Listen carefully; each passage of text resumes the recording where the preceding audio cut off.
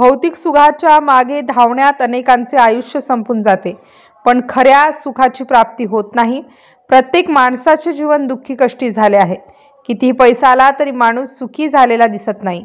मानव जन्म हा आपल्या उद्धारासाठी आहे, त्याचे सोने केले पाहिजे। त्यासाठीच भागवत कथा आहे, म्हणून भागवत कथा श्रवण, मनन व चिंतन केली पाहिजे।